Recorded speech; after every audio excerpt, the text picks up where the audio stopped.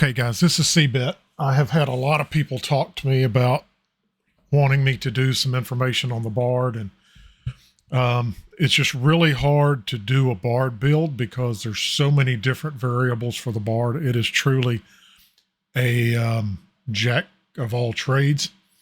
It really depends on your group composition.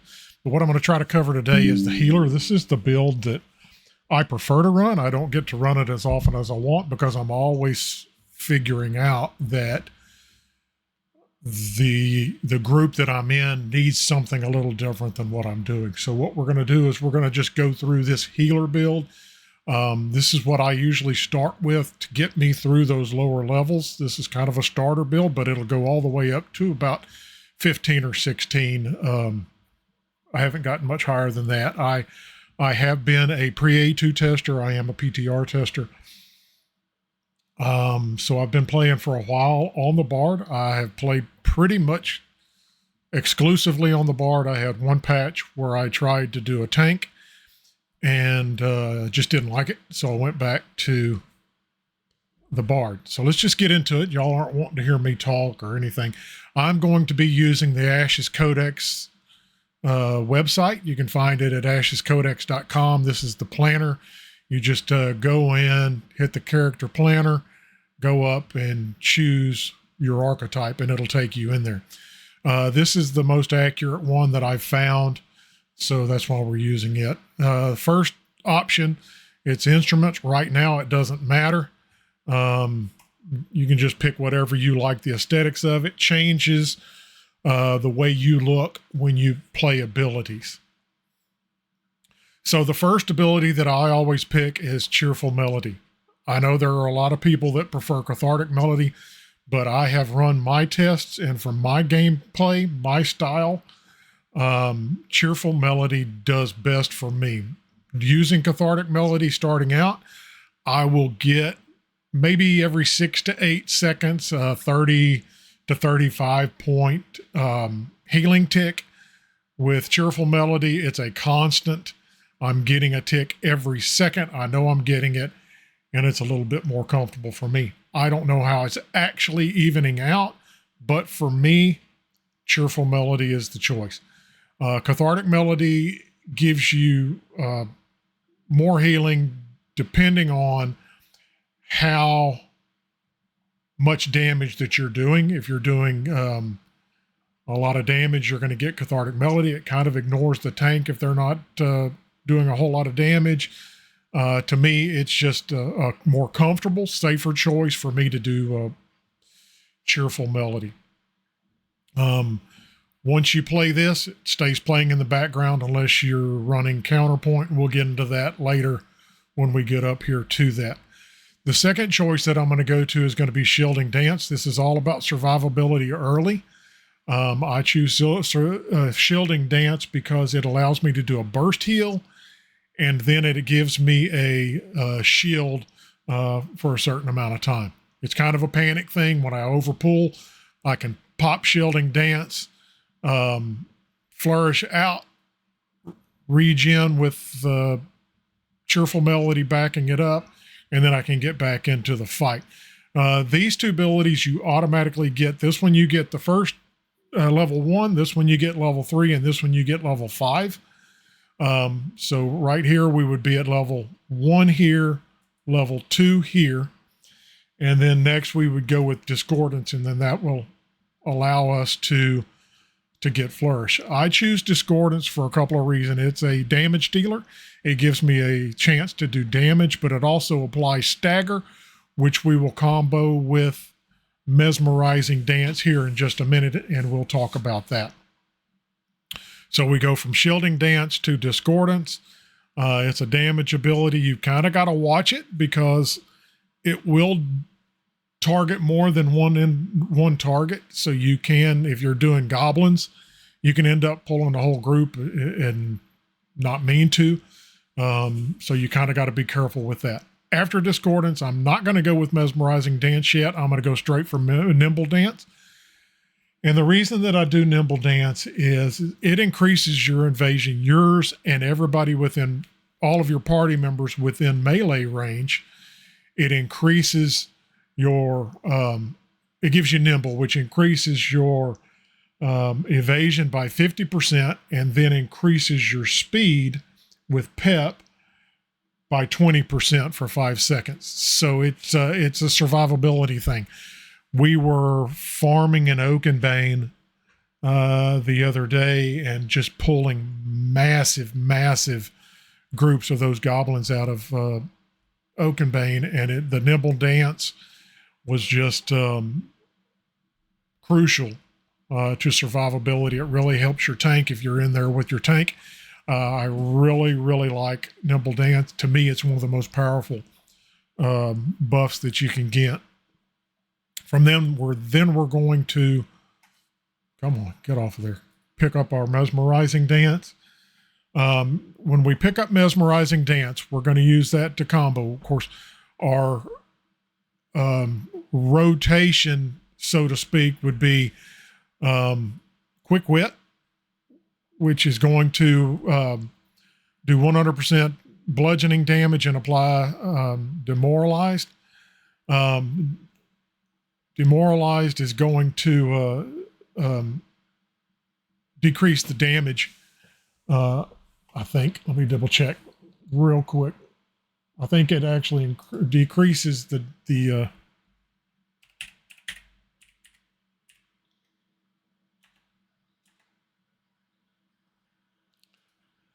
damage output of a damage multiplier reduced by 10% for 8 seconds. So what they're doing is the mobs you're hitting with that tomato are doing 10% less damage. So this is all survivability. So we go with quick wit with the tomato. We're going to decrease the damage of the mob by 10%.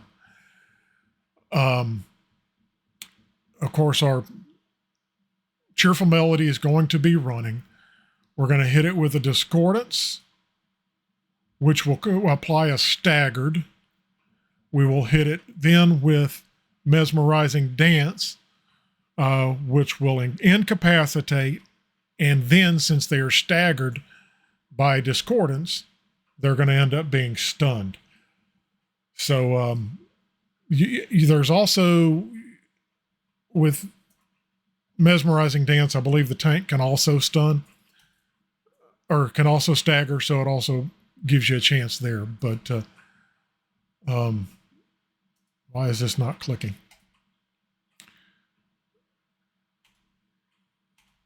Okay, this is getting all out of hand. But from mesmerizing dance, where they're then going to pick up fierce wit, get off the screen. Fierce wit is going to give burning. It's going to do 80% damage to enemies. That's just going to increase our damage and then put that status effect of burning onto the target. If we target a ally with quick wit, it's also going to give them pep, which is going to increase their movement speed for 5 seconds. From fierce wit, we're going to grab chilling lament, and depending on how I'm fighting, it's going to either be the single target or the AoE. If we're pulling a lot of mobs together and we're burning down groups of goblins or skellies or whatever we're doing, then I'll get the AoE, because it's going to be doing 50% damage to everything while we're raking down those. If we're pulling harder mobs or we're fighting a single harder mob, something like that, then I'll go with single target. Or if I'm solo and I'm doing higher level mobs, then I'll use chilling lament for the chilled effect, which is going to be slowing. And both of these add a chilled, which chilled has several group combos. Chilled is going to, if you're able to chill a mob, then mages can turn chilled mob into frozen by using, I think it's Blizzard. And fighter can use Cataclysm, which does 15% increased damage to chilled targets, or 30% if they're frozen. So if I hit them with chilled, the mage hits them with blizzard and freezes them, and the fighter then uses the cataclysm, then it does that cataclysm is going to increase to 30% damage. After that, I'm going to jump back down here and I'm going to get off the stage. I don't know why it will not let me select that one. So get off the stage is a knockback. Knockback is going to do 175% damage, bludgeoning damage. It's going to apply 3 stacks of staggered, so it's slowing them down so they can't get back up to you. And then it is also going to disarm, which is going to be, I think, mainly a PvP thing. Disarm is prevents them from doing any weapons combos. But that is if they're staggered. So if the tank has staggered them, or you have thrown up a tomato in their face, it is it's going to stagger. It's going to disarm them. One thing I will say about get off the stage is it is a hell of an interrupt. If you're like fighting drags and he's fixing to go into his big helicopter spin, those choppers and drags will do a cackling laugh and then go into a spin. You can use that get off the stage to interrupt that. The big thing is you've got to remember that your tank knows that you're going to be doing that, because it's going to knock them back and get them out of the primary area of where they're at. But it does interrupt them. It does keep them from going all spinny on the tank, which the tank's going to love as long as he knows you're fixing to knock them back. So just make sure you're coordinating with that.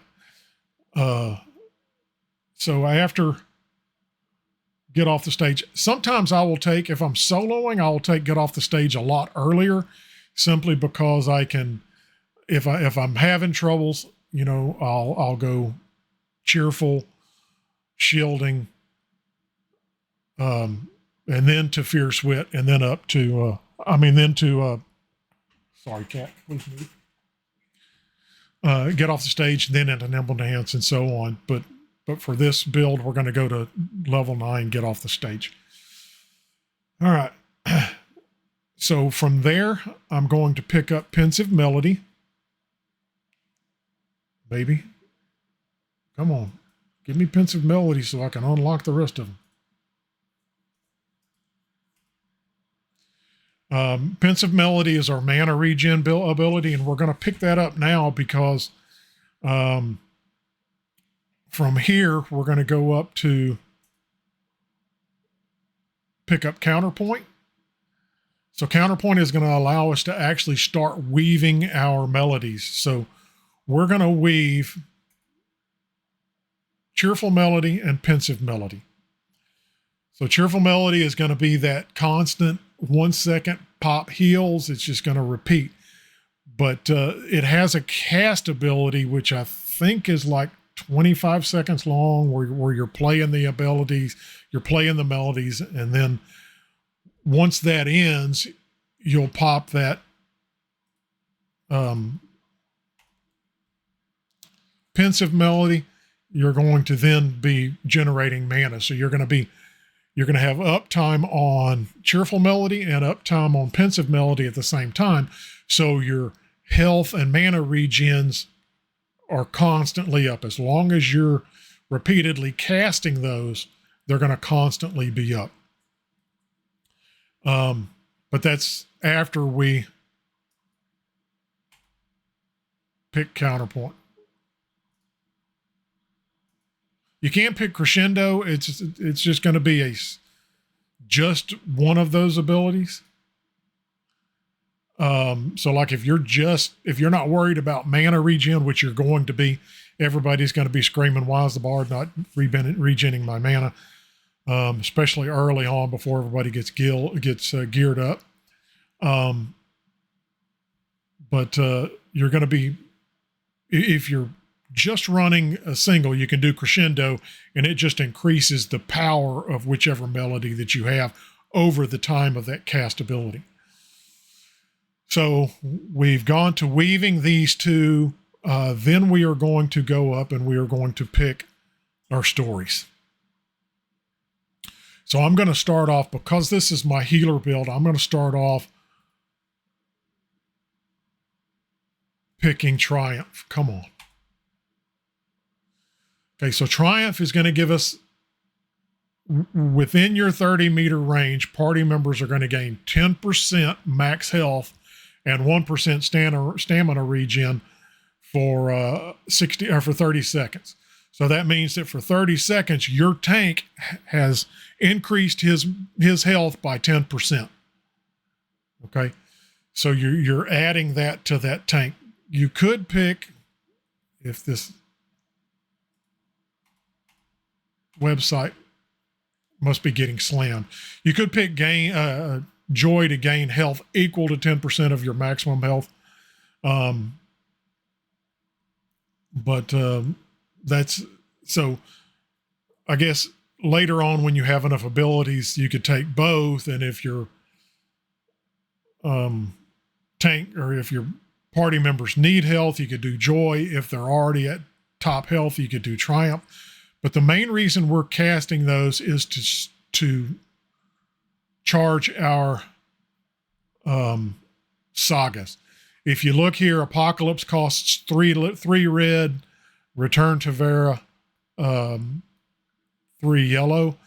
The thing about those is each one of those gives the bard a specific 3 stackable buff. So here we're going to be doing Triumph, and it's going to give us the Triumph buff. So for the bard only, it is going to grant up to 3 stacks of comedy. Each stack of comedy is going to increase your healing done by 5% each. So you could get up to 15% increased healing as long as you have 3 stacks of comedy.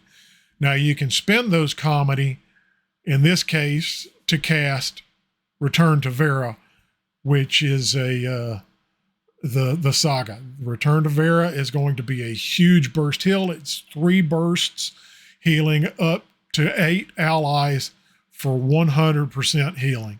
It also applies Glee and Pep, which I believe Glee is 15 seconds and heals for 60 seconds, 60% every 2 seconds. So when your party is taking just a beating, that's when you would want to spend these points.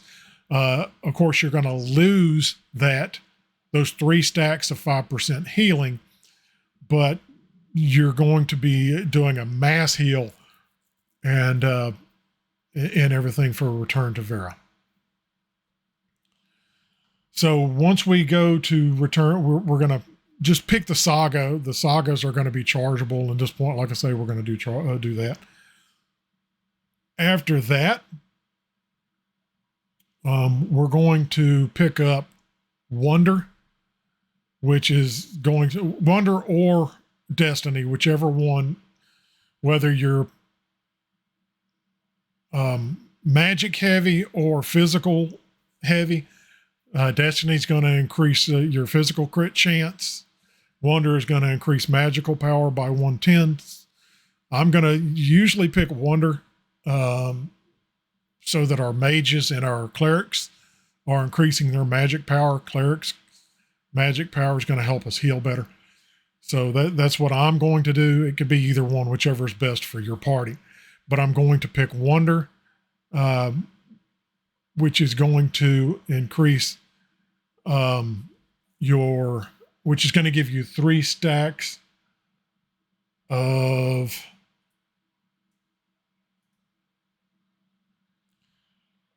mystery, which is going to be, I want to make sure I get it right. Mystery is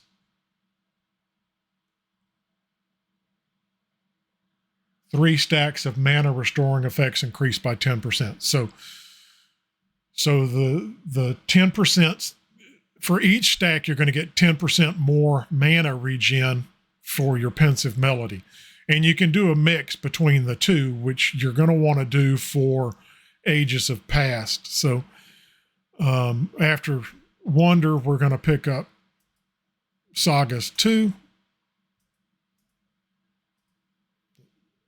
which is going to open up Ages of Heroes Past, which Ages of Heroes Past is the Bard Uppies or the gravity ability, which is going to allow your team to do some pretty incredible jumps, and they're kind of fun. But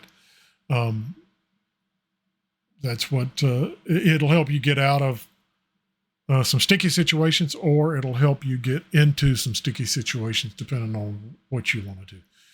So that's going to be our build. If you have any questions, feel free to email me or text me, PM me on the site.